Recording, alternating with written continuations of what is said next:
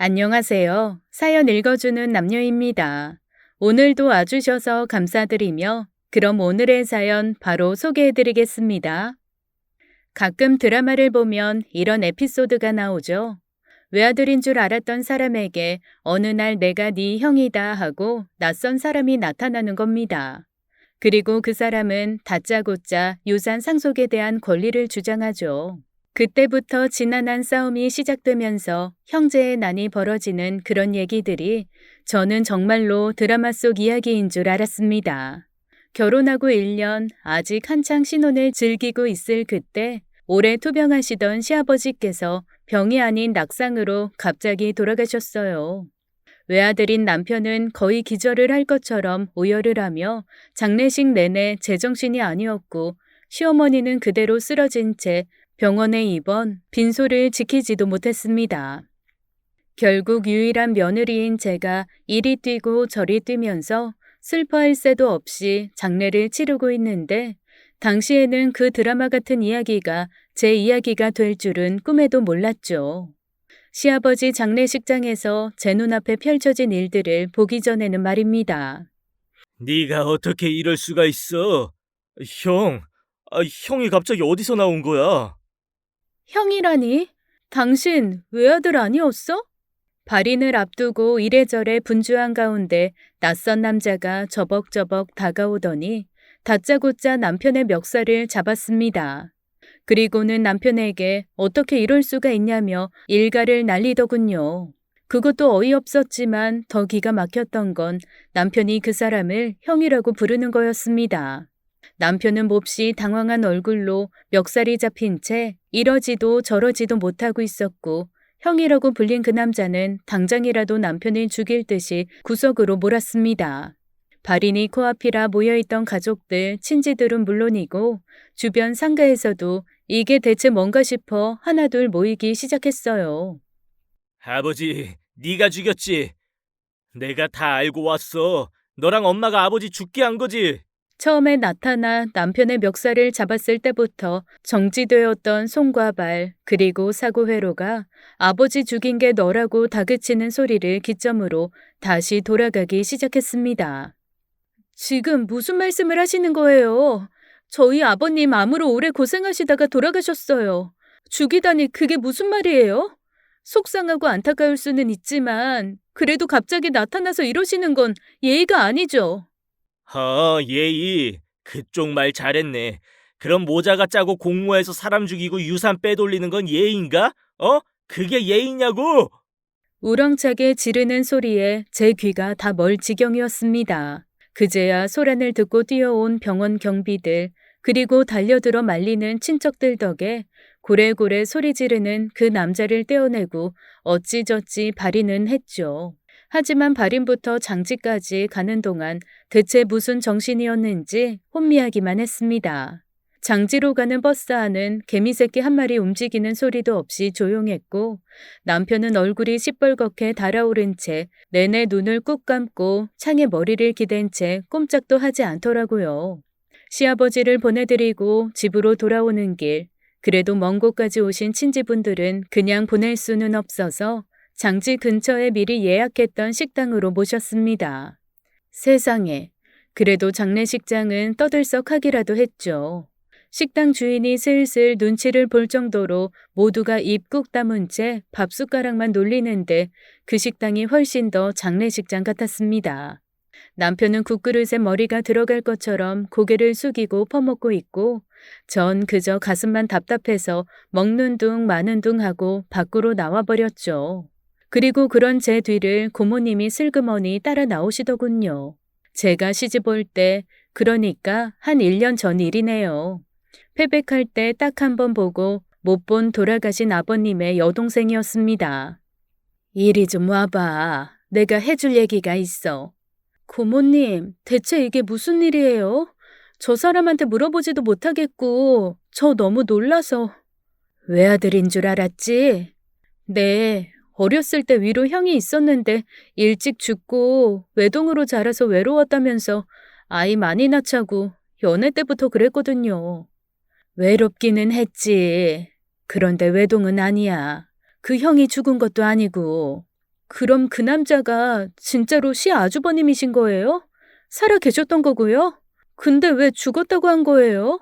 그리고 나이차가 많이 나 보이던데. 아마 둘이 거의 15살 이상 차이가 날걸? 나도 나이는 가물거려서 잘 모르겠지만. 여튼, 죽은 우리 오빠가 결혼을 2번 했어.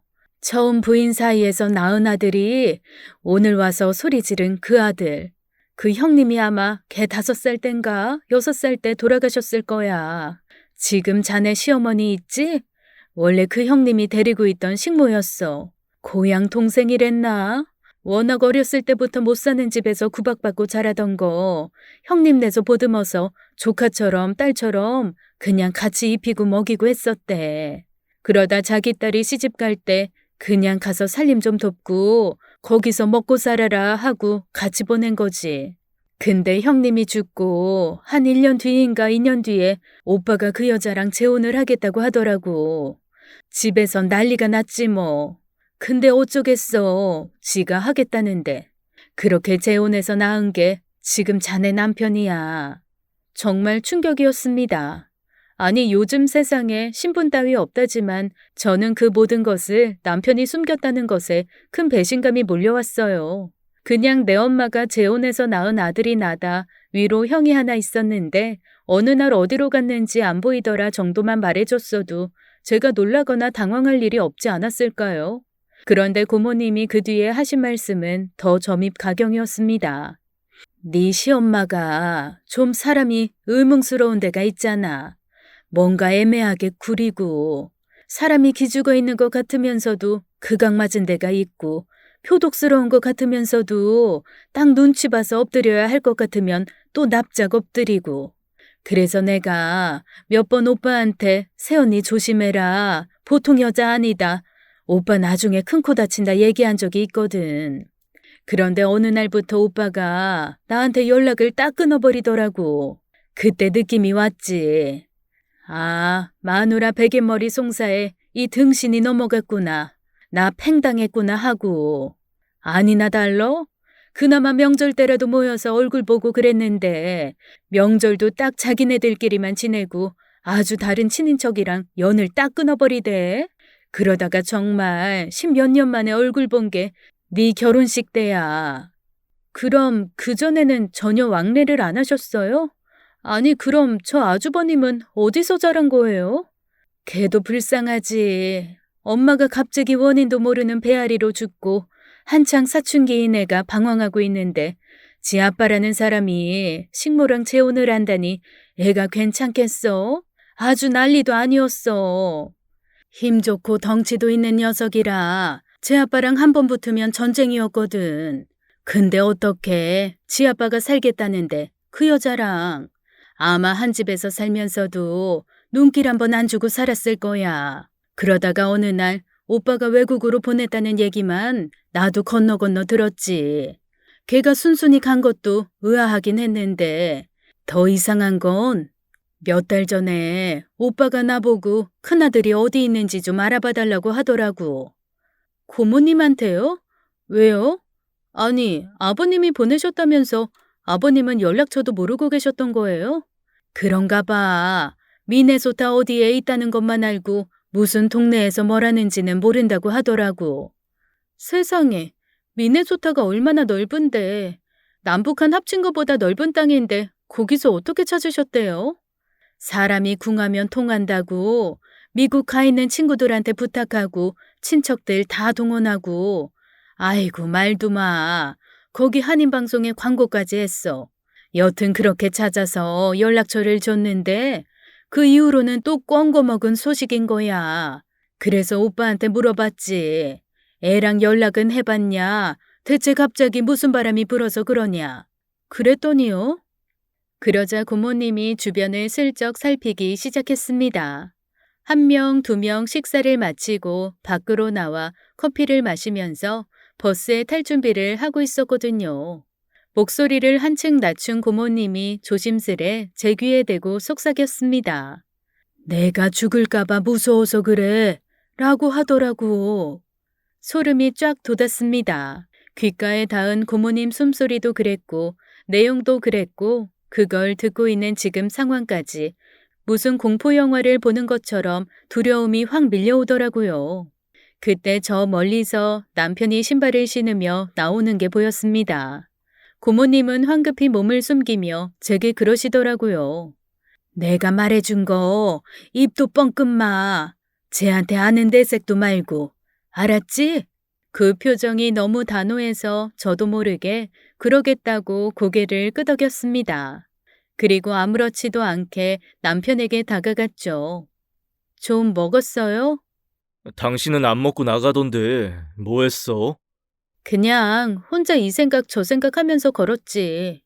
고모님도 안 보이던데 혹시 같이 있었어? 아니? 고모님도 나오셨어요?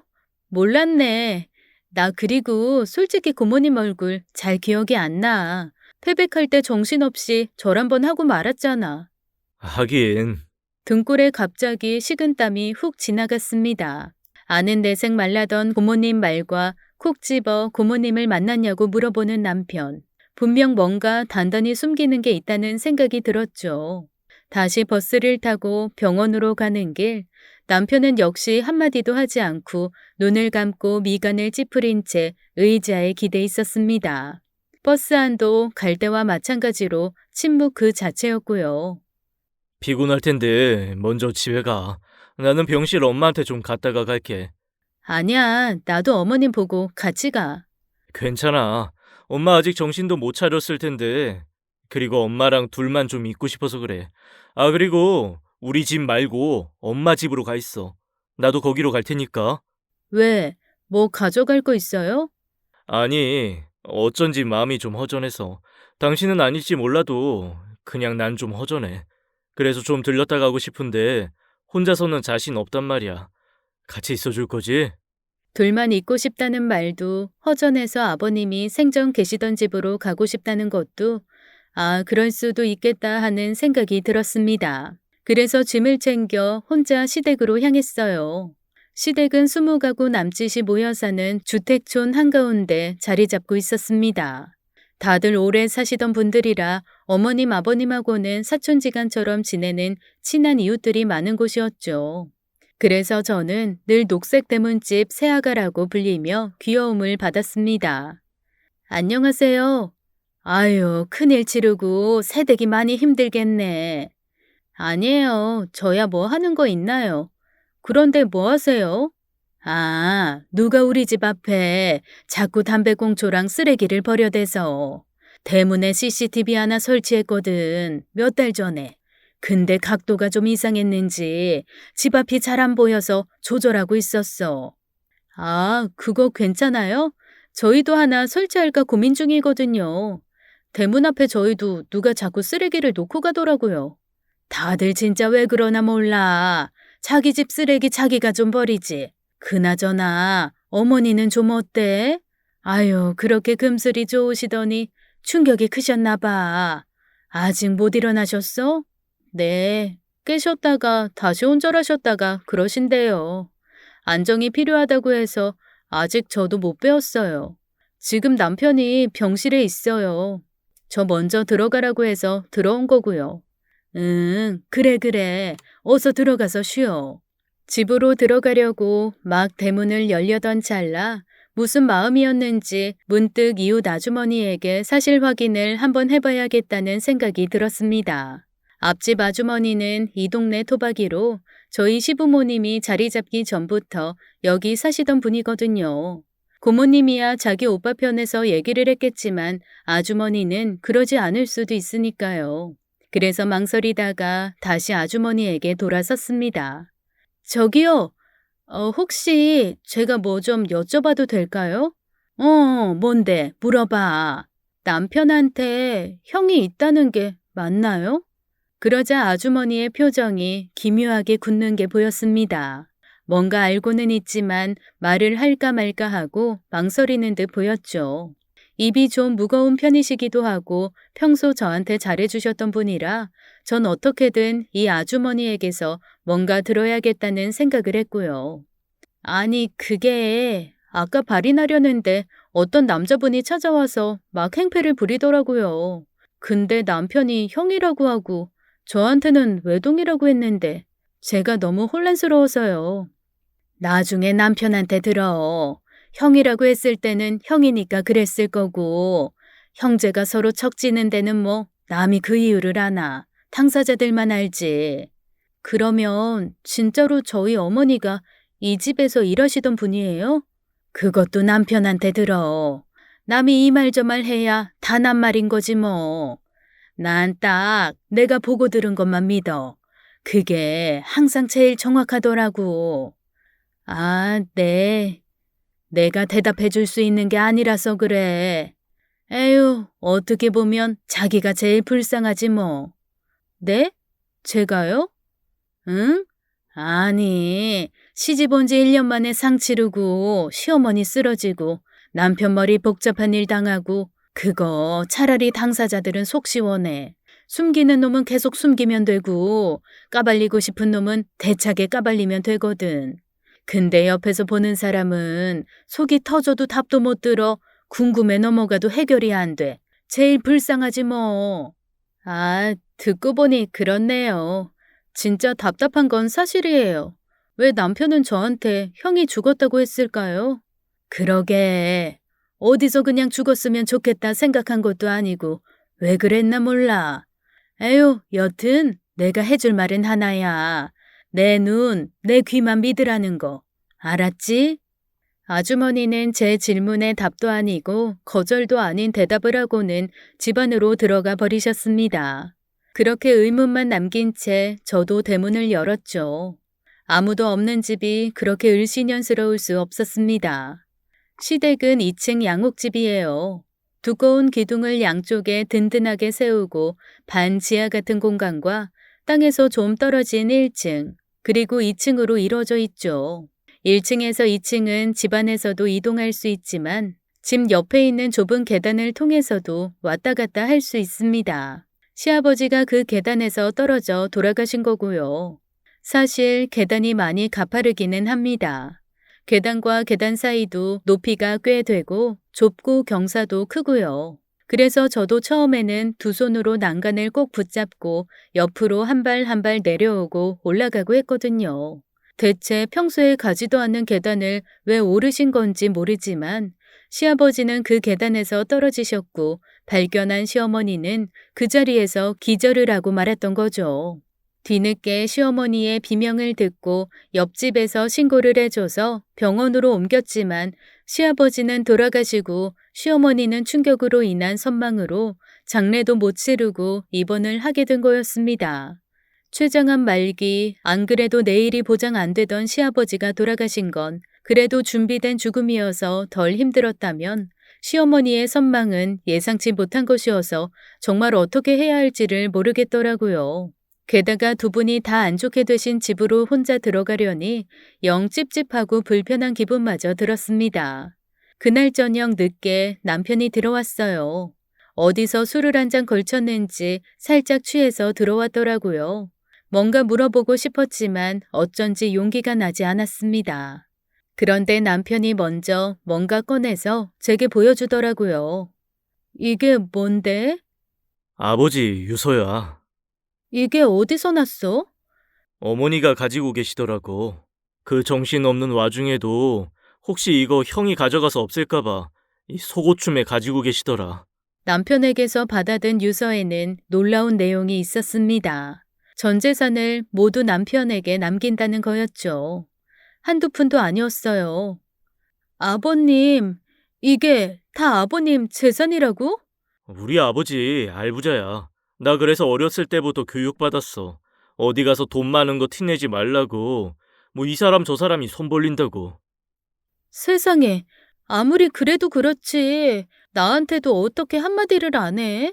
그제야 농담처럼 시아버지가 저한테 했던 말들이 떠오르며 뒤늦게 이해가 되었습니다. 처음에 인사 왔을 때 30평 남짓 되는 양옥집에 20평 정도 되는 마당만 보고 그냥 평범한 중산층인 줄 알았거든요. 그런데 결혼하고 처음 인사를 간 날 시아버지께서 그러시더라고요. 이렇게 사는 시댁이라 뭐 별 볼 일 없겠다 했지. 아니요, 설마요. 그런 생각 전혀 안 했어요, 아버님. 둘이 잘 버벅이지 말고 착하게 선하게 잘 살아봐. 그러면 다는 아니어도 크게 물려줄 거니까. 그때는 그냥 시아버지가 며느리 들어왔으니 한번 하시는 소리인 줄만 알았습니다. 그런데 남편이 내민 유언장에는 거의 70억 가까이 되는 재산의 목록이 써 있더라고요.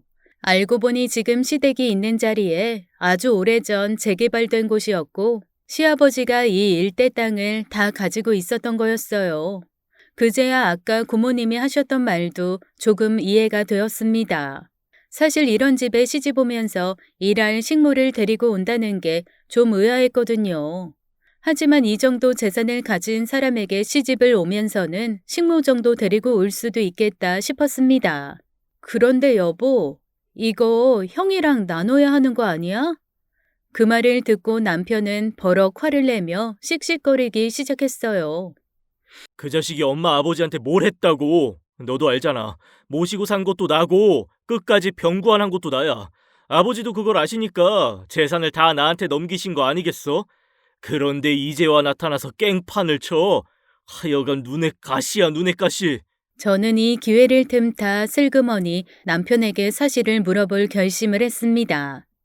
그래도 형이잖아. 한 어머니 아래 형제인데 유산 가지고 싸우는 거 남들 보기에도 안 좋고. 뭐 형제? 그깟 놈이 왜 내 형제야? 그래, 나도 형인 줄 알았지. 그런데 우리 엄마한테 식모주제 하면서 만날 무시하더니 나도 사람 취급한 적 없어. 나 한 번도 그 인간 형이라고 생각한 적 없다고. 버럭 성을 낸 남편은 화가 덜 풀렸는지 냉장고에서 맥주를 꺼내 또 벌컥벌컥 마시더군요. 그리고 방에도 들어가지 않고 거실 소파에 벌렁 누워 잠들어 버렸습니다. 그렇다면 고모님이 하신 말씀이 맞다는 건데 그럼 이 시점에 아주버님은 왜 나타나신 거야? 정말로 유산 때문에? 생각이 거기까지 흘러가니 저도 좀 부화가 나더라고요. 결혼하고 1년 꿈같이 달콤한 신혼을 즐기기에도 모자랐던 지난 1년간 전 일주일에 3일은 시아버지 병수발과 시어머니 말동무를 해드려야 했습니다. 바쁜 남편을 대신해서 병원 모시고 다니는 것도 제 몫이었고 항암을 하시는 동안 요오드 없는 식사를 챙기는 것도 제 일이었고요. 나이 드신 시어머니보다는 그래도 제가 하는 게 낫겠다 싶어 반은 남편이 원하고 반은 그냥 제가 자청해서 한 거였죠. 사실 이렇게까지 유산이 많은 줄도 몰랐고 그냥 외동아들 남편에게 시집 오면서 마음 한구석에 제가 작정한 것도 있고 해서 군말 없이 했던 거였는데 갑자기 유산이 나타나고 몰랐던 형제가 나타나서 그 유산에 대한 권리를 주장하는 걸 보니 기분이 언짢아졌습니다. 뭐야 진짜. 죄주는 곰이 넘고 돈은 사람이 챙기는 것도 아니고. 저도 찜찜한 기분을 안고 남편 옆에서 잠이 들었죠. 그리고 다음 날 아침부터 누군가 문을 쾅쾅 두들기는 소리에 일어났습니다. 너 나와. 안에 있는 거 알고 있으니까 당장 나오라고.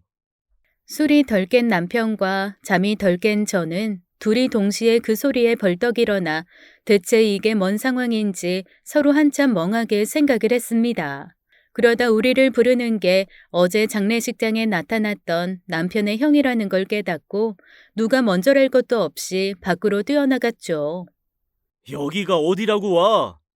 어디긴 내 아버지가 살해당한 집이지. 너도 공범이지? 아버지가 아무리 암말기로 힘이 없었다고 해도 혼자 그렇게 떨어지실 분이 아니거든. 내가 꼭 밝혀낼 거야. 그래서 너 이모자 단 한 푼도 못 받고 알몸뚱이로 쫓겨나게 해줄 테니까 각오나 단단히 해. 미친 거야? 대체 왜 이래? 어제 아버지 장례였어. 그동안 병수발 다 하고 장례 치른 동생한테 미안하다 수고했다 말은 못할지언정 유산 노리고 나타난 주제에 지금 나한테 그게 할 소리야? 유산, 그래 너 말 잘했다. 아버지 유산 그건 내가 아니라 네가 노린 거잖아. 너랑 네 엄마 둘이서 짜고 나 제외시키려고 갖은 술수 다 부린 거 내가 모를 줄 알아? 아버지가 모르셨을 줄 알았냐? 진짜 동네 창피하게 왜 이래. 아무리 낳은 엄마 아니라지만 형 키워준 게 우리 엄마야. 그 엄마가 지금 아버지 돌아가신 충격에 선망이 와서 입원해 있다고. 자기 남편 가는 길도 못 지킨 우리 엄마 불쌍하지도 않냐? 꼭 이 와중에 유산 뺏으려고 이렇게까지 해야겠어? 키워줬다고? 너 아무리 그때 네가 어렸었다지만 그렇게 말하면 안 되지. 나 밥 한 숟가락 따뜻하게 먹은 적 없었어. 그리고 내 친엄마도 그렇게 돌아가실 분이 아니었다고. 네 엄마가 분명 이상한 짓을 한 게 분명하다고. 살인마 아들, 살인자 공범 주제, 뭐 잘났다고 떠들어? 지금 여기서 이러고 있는 거 무고죄야. 알아? 증거도 없이 행패 부리는 것도 죄라고. 그리고 뭐? 밥 한 숟가락 따뜻하게 먹인 적 없다고? 우리 엄마가 형 엄마 되기 전 15년을 이 집 식모로 일하면서 새끼 밥부터 형 이유식까지 해 먹였는데 그 노력 하나도 인정 못 받고 지금껏 우리 모자 이렇게 홀대당하는 건데 뭐가 어째? 양심이 있으면 말은 바로 해야지. 남편은 거의 울부짖고 있었습니다. 그걸 보는 제 마음은 찢어질 것 같았고요. 더 하다가는 남편까지 쓰러질 것 같아서 일단 제가 막아섰어요. 일단 두 분 다 진정하시고 뭐 좋은 일이라고 온 동네 다 듣기 마당에서 이래요. 둘 다 참으세요. 그리고 안에 들어가서 얘기하세요. 여보, 당신도 흥분 좀 가라앉히고. 들어가자, 응? 유산이고 뭐고 어쨌거나 얘기나 들어봐야 할 거 아니야. 얘기는 무슨? 도둑놈 심보, 강도 심보 어디가? 아버지 누워 계실 때는 코빼기도 안 보이는 게 외국에서 탱자탱자 놀다가 딱 돌아가시자마자 기어 들어와서 나한테 유산 줄 수 없다고 펄펄 뛰는 놈인데 들어봐서 뭐해 뻔할 개소리지. 너 그 말 분명 후회한다. 지금 그렇게 뻔뻔하게 나오는 거 너 조만간 다 후회할 거라고. 후회 좋아하시네. 경찰한테 끌려가기 전에 그 입이나 다물어.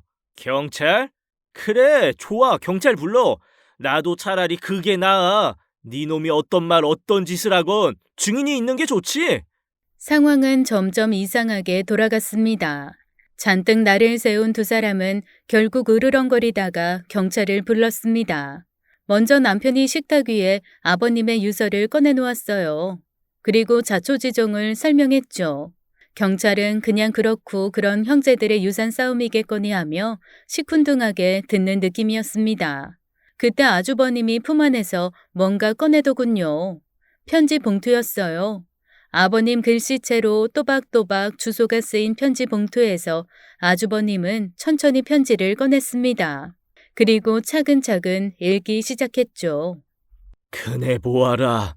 내가 널 피신 아닌 피신을 시키고 잊은 듯 사는 게 널 위한 거라고 생각을 했다.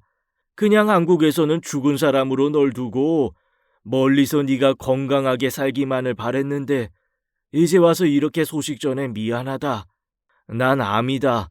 췌장암 말기라서 그냥 두어도 얼마 살지 못한다.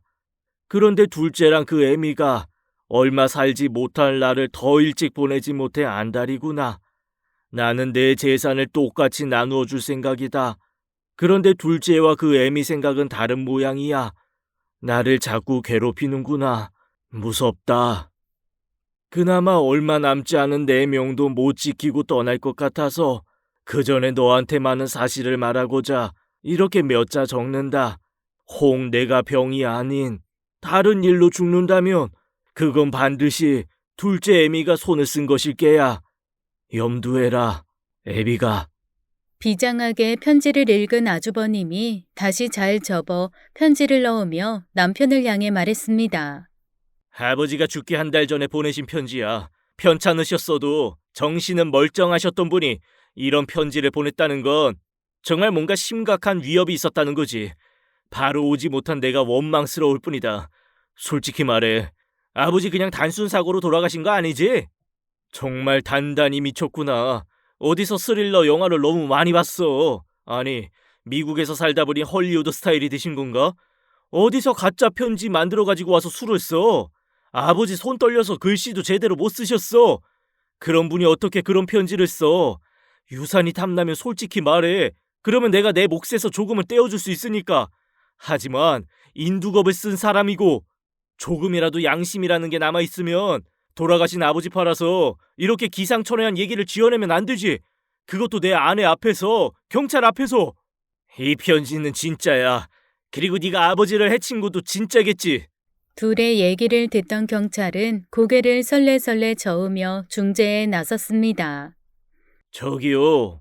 이거 형제분들 싸움에 저희가 나선 일은 아닌 것 같은데 일단 그렇다면 그 편지에 있는 둘째 애미? 그분은 대체 어디 계신 겁니까? 제 어머니십니다. 어머니는 아버지가 돌아가시기 몇 주 전부터 좀 편찮으셨는데 아버지를 잃으신 충격으로 지금 선망이 와서 병원에 입원 중이세요. 그래서 아버지 장례도 참석을 못 하셨습니다. 선망이요? 뭐 그 치매 증상 나타난다는 그거요? 네. 치매 증상이 많이 심하지는 않지만 여기가 어딘지 제가 누군지도 잘 모르시고 저희는 장례 치르느라 정신이 없고 해서 일단 병원에 계세요. 만약 차도가 없으면 요양병원으로 옮길 예정이고요. 그러면 얘기가 좀 이상하게 되는데 여기 이분은 그 어르신이 자기 아버지를 죽였다라고 하시는 거고 근데 어르신은 선망 때문에 병원에 계시고 그전에도 비슷한 증상이 있으셨나요? 시름시름 앓기는 하셨지만 큰 병은 없으셨어요. 대신 아버지 컨디션이 나빠진 다음에는 어머니도 기운이 없으셨고요. 그래요. 저희가 지금 여기서 뭐라고 할 말은 없는데요. 그래도 형제분들이시니까 좋게 좋게 잘 얘기로 풀어보세요. 병원에 계신다는 어르신이 살인자라고 하는 것도 사실 증거가 없고 증거뿐 아니라 심증도 애매한 부분이 있고요. 뭐 변호사랑 상의해 보셔야겠지만 요즘엔 유서가 있어도 사실 재산 분할이 유서대로만은 되지 않거든요. 그러니까 의상하지 않게 좋게 좋게 해결하시죠. 경찰은 아주버님의 말을 믿지 않았고 그냥 여느 집안의 유산 싸움이다 싶었는지 그냥 좋게 해결하라는 말만 하고 가버렸습니다. 경찰이 돌아간 후 남편은 진이 다 빠진 것 같은 모습으로 아무 말 없이 자기 형을 위아래로 한번 훑어보더니 한숨 한번 쉬고 어머님 방으로 들어가 버렸어요. 저만 혼자 거실에 아주버님이랑 남아 뻘쭘하게 서 있게 되어버렸죠. 뭐라고 할 말이 없어 손만 만지작거리다가 말을 걸었습니다. 저기, 일단 오늘은 돌아가시는 게... 재수씨, 네? 저 자식 믿지 마요. 저 안에 컴컴한 미로가 5만 개는 들어있는 놈이니까 객관적으로 저놈이 했던 행동, 말 차근차근 되새겨봐요. 딱 보고 들은 것만 믿으라고요. 어제에 이어 두 번째로 들은 말이었습니다. 보고 들은 것만 믿으라는 말이죠. 그 말을 하는 아주버님의 표정은 몹시 진지했고 그 눈에는 거짓이 보이지 않았습니다. 그래서 더 혼란스럽더라고요. 차라리 사기꾼처럼 비린내 나는 눈빛, 능글거리는 태도를 가졌다면 저는 철저하게 남편의 말을 믿고 신뢰했을 겁니다. 그런데 오히려 저한테 처음부터 이것저것을 다 숨긴 건 남편이고 난생 처음 보는 아주버님은 말도 눈빛도 솔직했거든요. 아주버님이 집 밖으로 나간 후 저는 찬찬히 집안을 둘러보기 시작했습니다. 아버님 방도 둘러보고 거실도 둘러보고 마당도 한번 둘러봤죠. 그리고 계단도 한번 올라가 봤습니다. 계단 위에 서자 앞집이 훤하게 보였어요. 앞집 아주머니가 빨래를 해서 널다가 절 보고 손을 흔들어 주시더라고요. 고개를 숙여 인사를 하고 내려와 다시 집으로 들어왔는데 어디선가 부스러 쿵쿵하는 소리가 났습니다. 남편이 들어가 있는 어머니 방에서 나는 소리였어요. 에이씨, 어디 있는 거야? 살짝 열린 문 틈 사이로 들여다본 남편은 좀 이상했어요. 약간 미친 사람처럼 어머님의 살림을 뒤집어 엎고 있더라고요. 그리고는 평소 하지 않는 험한 말을 섞어가며 뭔가를 찾고 있었습니다. 어쩐지 그 모습을 제가 봤다는 걸 남편이 알면 안 되는 것 같아서 뚝 떨어진 거실로 조용히 발 뒤꿈치를 들고 걸어 나와 소파에 앉았습니다. 그리고 일부러 제가 방 쪽은 가지도 않고 거실에 있었던 것처럼 남편을 불렀어요. 여보, 어딨어요? 제 소리를 듣고 남편이 아무렇지 않은 척 시치미를 뚝 떼고 밖으로 나오더군요. 살짝 당황스러워 보였습니다. 밖에 나가는 것 같더니 언제 들어왔어? 나? 지금 막 들어왔지. 당신 어디서 뭐 했어? 엄마 방에서 좀 잤어. 피곤하네. 남편은 또 거짓말을 하고 있었습니다. 그래, 피곤하지? 그럼 좀 더 잘래? 나 장보고 친구랑 잠깐 할 얘기도 있어서 몇 시간 나갔다 올 건데. 남편의 눈이 반짝하는 게 느껴졌어요. 아무래도 제가 없으면 어머니 방을 뒤지는 게 좀 더 편하겠죠. 이 친구 누구? 어디서 만났는데? 희진이, 당신도 알잖아. 내 부케받은 친구. 오늘 오전에 출장에서 돌아왔다고 근처니까 잠깐 얼굴 보자고. 비행기 안에 있어서 장례식장도 못 왔다고 부조금이라도 주고 간다고 하네. 어쩜 그렇게 거짓말이 술술 나오던지 어디선가 자고 있을 내 친구 희진이까지 팔아서 저는 남편에게 거짓말을 하고 있더라고요. 워낙 구체적으로 말을 해서 그런지 남편은 제 말을 믿는 눈치였습니다. 그래, 다녀와. 난 집에서 좀 잘게. 그래요. 쉬고 있어. 우리 집은 가지 마. 내가 우리 집 비운 사이에 소독 좀 해달라고 불러서 아마 지금 소독약 가득할 거야. 훈연 소독 알지? 그걸 또 언제 신청했어? 그럴 정신이 있었어? 대단하네. 아니, 이렇게 될 줄은 모르고 그냥 우연히 이 날짜로 예약을 했었는데 너무 정신없어서 말을 못한 거지. 당신 얼마 전에 바퀴벌레 나왔다고 혼비백산했잖아. 아마 평소 같았으면 남편의 세심함에 전 몹시 행복해하며 고마워했을 겁니다. 그런데 아무리 생각해도 자꾸 집에 가지 말라는 게 미심쩍더라고요. 그래서 겉으로는 너무 잘했다, 고맙다, 잔뜩 칭찬을 하고 속으로는 일단 집에 가봐야겠다는 생각을 했습니다.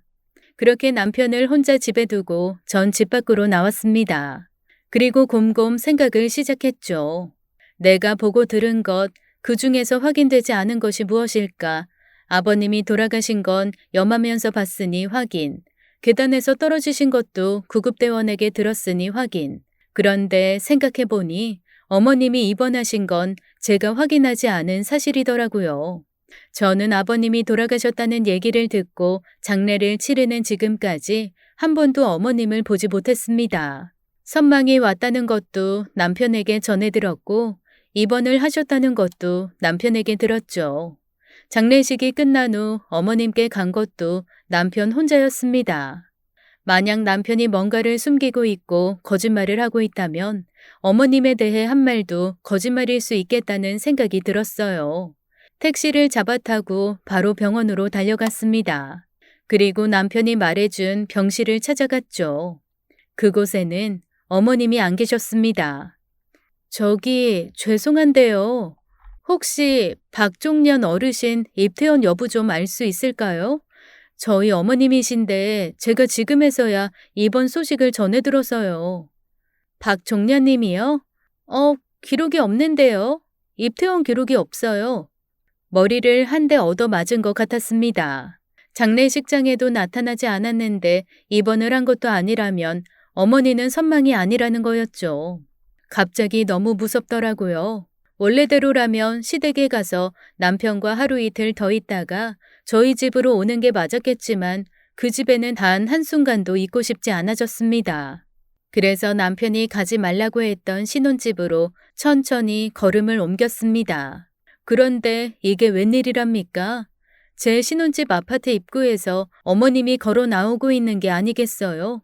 세상에, 바로 전날 남편 장례식을 치른 여자의 모습이 아니더라고요. 짙은 화장에 세상 화려한 옷을 입고 얼굴 표정도 너무 밝았습니다. 처음에는 잘못 본 건가 싶었는데 전화 통화하는 목소리가 딱 어머니시더라고요. 기겁을 하게 놀라서 얼른 몸을 숨겼습니다. 원래도 목소리가 짜랑짜랑하게 큰 시어머니는 통화할 때 유난히 목소리가 더 커지곤 했는데 어김없었습니다. 얼마나 목소리가 큰지 조금 떨어진 곳에 제가 몸을 숨기고 있는데도 소리가 똑똑히 다 들렸어요. 아유 진짜 그놈 새끼는 끝까지 속을 썩이네. 너 그리고 내 방은 왜 뒤져? 엄마가 그걸 방에 뒀을 것 같아? 당연히 들고 나왔지. 걔가 우리 집으로 쳐들어와서 다 뒤집어 엎으면 어쩌려고 거기다 두니? 내가 들고 나와서 너희 집에 갖다 뒀어. 그 보일러실 있지? 거기 보일러 위에다가 뒀으니까 나중에 네 처모르게 잘 숨겨. 당장은 오지 말고.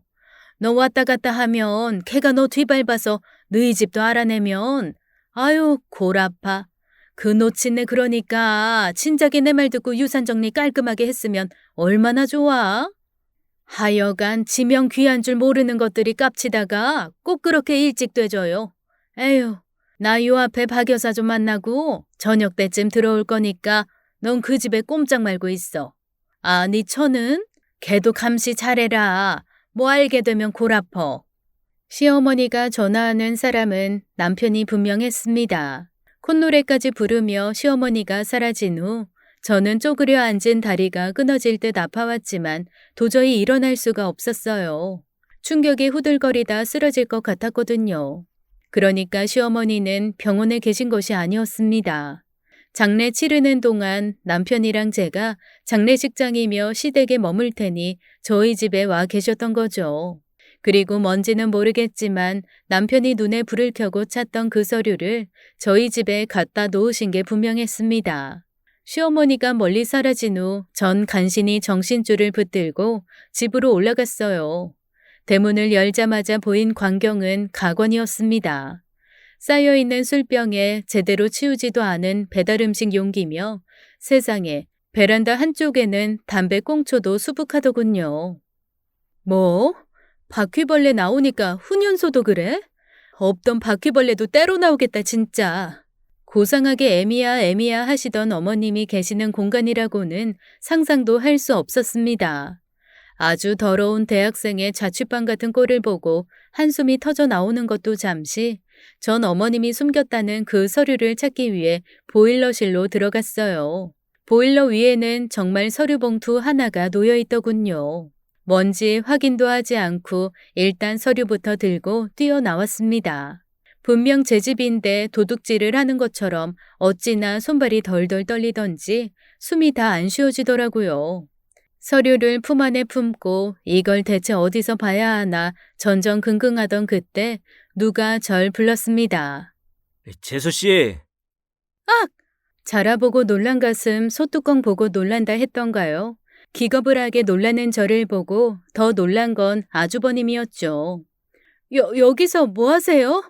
그러는 재수 씨는 왜 그렇게 놀라시는데요? 그냥 갑자기 누가 부르니까요.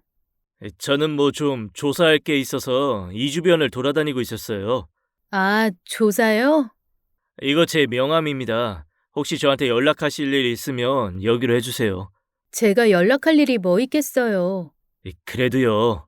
아주버님은 제게 억지로 명함을 하나 쥐어주고는 반대편으로 걸어갔습니다. 혹시 남편이 볼까 무서워서 명함에 있는 번호를 핸드폰에 저장하고 대충 아무 이름이나 집어 넣었어요. 그리고 한적한 동네 카페로 가서 제가 가지고 나온 서류를 꺼내봤습니다. 그 서류는 돌아가신 아버님의 진짜 유서였어요. 변호사 공증까지 다 되어 있는 제대로 된 유서였던 거죠.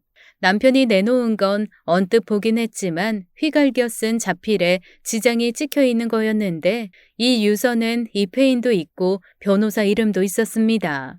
그제야 왜 남편이 이 유서를 눈에 불을 켜고 찾았는지 시어머니가 집을 나와 몸을 숨기면서도 이 유서만큼은 가지고 나왔는지 알게 된 거죠. 그리고 어쩌면 시어머니와 남편이 공범일 거라는 아주버님의 말이 맞을지도 모르겠다는 생각이 차근차근 밀려왔습니다. 몇 시간을 그 자리에 앉아 생각을 하고 또 했습니다. 보고 들은 것만 믿어야겠다는 걸 기준으로 생각을 거듭한 결과 저는 아주버님 편을 들기로 했어요. 조용히 전화를 걸었고 몇 번 신호가 가지 않아 아주버님이 받으시더군요. 저 드릴 말씀이 있어서요. 아주버님은 택시를 타고 카페로 달려왔습니다.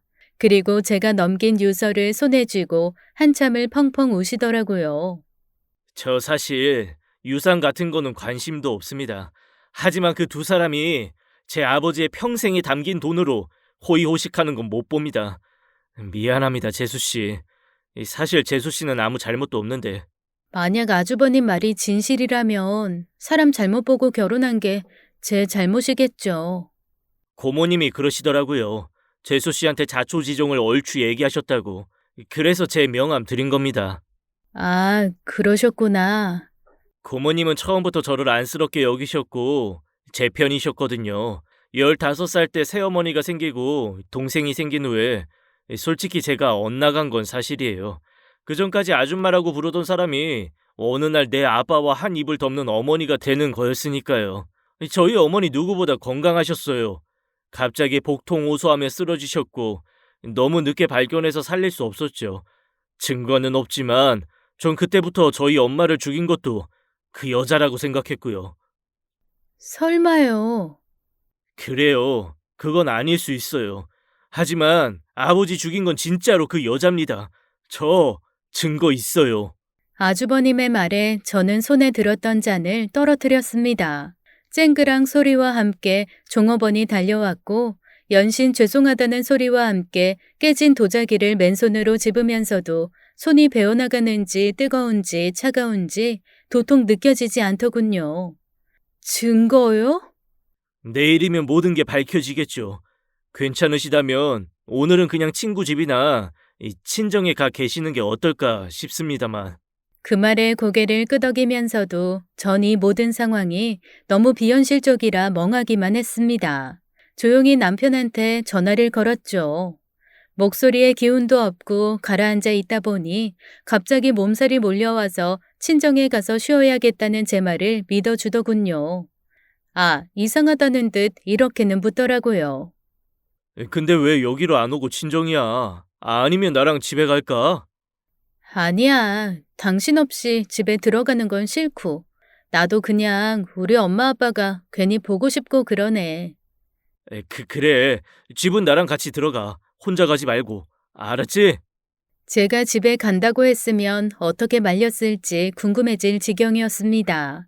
자기 엄마가 있으니 제가 집에 가면 큰일 아니겠어요? 그렇게 친정으로 가서 누웠는데 잠이 올 리가요.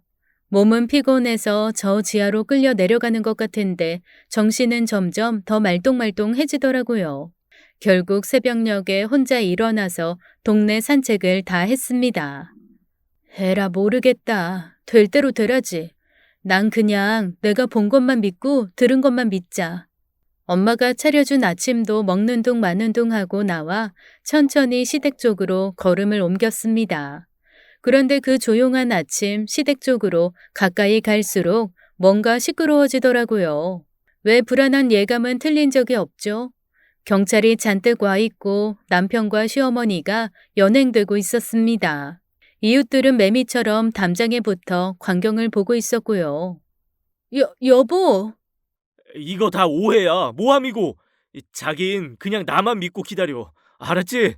아이고, 아이고, 키워주는 애도 모르고 이렇게 지혜미를 보낸다 보내. 머리 검은 짐승 거두는 거 아니라더니, 아이고, 아이고. 시어머니는 눈물 한 방울 없이 목청 크게 곡소리만 내고 계셨고, 남편은 죽일 듯이 자기 형을 노려보며 가만두지 않겠다고 소리를 지르더군요. 아주버님은 한 손에 제가 어제 건네드린 유서를 들고 있었고 그 뒤에는 변호사처럼 보이는 사람 2명이 서 있었습니다. 경찰이 제게 다가와 참고인 조사차 연락하겠다는 고지를 하고 남편과 시어머니를 데리고 사라진 후 골목은 순식간에 적막강산이 되었습니다. 어느 정도 각오하고 예상은 했지만 실제로 눈앞에서 벌어지는 것을 보니 충격이 오더라고요. 재수씨 들어가시죠. 제가 처음부터 설명해 드릴게요. 아주머니도 오세요. 아주버님은 앞집 아줌마와 저를 집 안으로 불렀습니다. 왜 저 아줌마까지 부른 건지 그때는 궁금해할 여력도 없었죠.